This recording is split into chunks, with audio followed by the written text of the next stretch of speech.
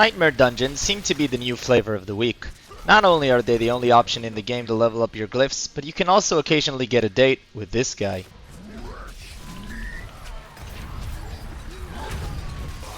The devs keep buffing them and nerfing everything else, so at this point you might be asking yourself, should I be doing them too?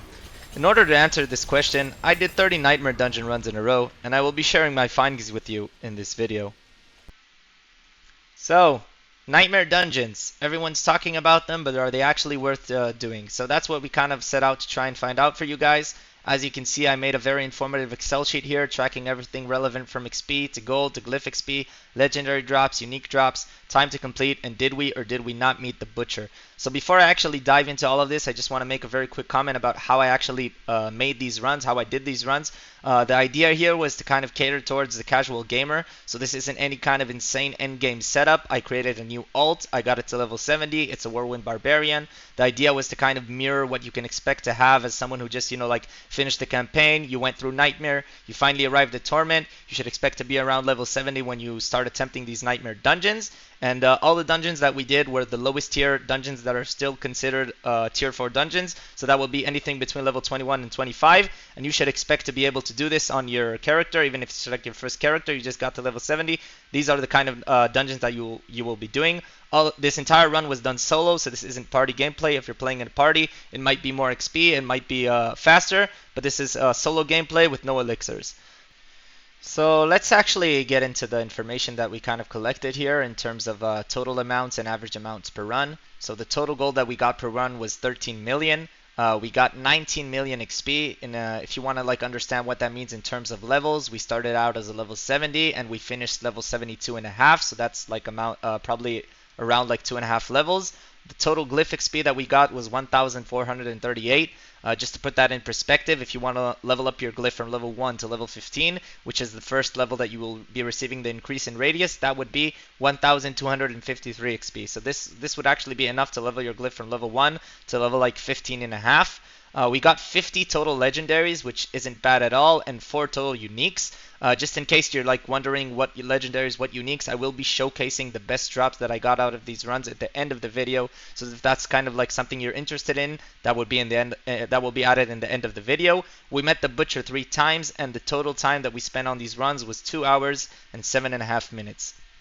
So in terms of averages, if you want to kind of break this down to what you should expect to get from your average run, the average gold per run was 437,000 gold, 642,000 XP, 48 glyph XP, 1.7 legendary drops on average per run, 0.13 uniques on average per run. That basically means you can expect to get a unique drop once in every 10 times you do these Nightmare dungeons. The same thing about the Butcher. You should expect to meet him once in every 10 times. And the average time it took us to finish our Nightmare dungeon was 4 minutes and a quarter of a minute. So that's basically it for the video, guys. I think we kind of covered everything you can expect to get on your average Nightmare dungeon run. Let me know in the comments if you like this kind of content, if it was helpful, if you found it informative and you want me to do more of these stuff. And thank you for watching. So I'm gonna just quickly go over the best drops that we got out of these 30 Nightmare dungeon runs for those of you who are kind of interested in what the best drops were. So let's start with the uniques. I got the Butcher's Cleaver over here. We dropped Battle Trance, which is the one that helps Frenzy. And we got 2 Fields of Crimson, which is the unique that helps the Rupture skill. In terms of legendaries, the ones that I kind of decided to show you guys are either ones that got perfect rolls, which means the legendary aspect rolled on the maximum amount, or just aspects that are very sought after and very important for the Barbarian. So we'll start out with this one, the Iron Warrior. This one is a perfect roll. It's actually a pretty good aspect, the one that grants Unstoppable for Iron Skin. People use this in higher tier Nightmare dungeons if they want to try and buff their survivability. We got a perfect roll on Limitless Rage, which is actually a very, very important offensive aspect for the Barbarian. We got a perfect roll here on Inner Calm, which is actually not very useful as an aspect, but perfect roll.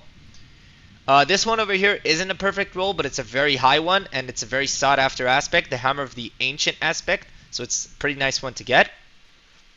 This one over here is also a perfect roll. It's a pretty decent one as well. This aspect is also used if you're trying to push higher levels of Nightmare dungeons, as you want to try to buff your survivability. A lot of people use this one, and it's a perfect roll.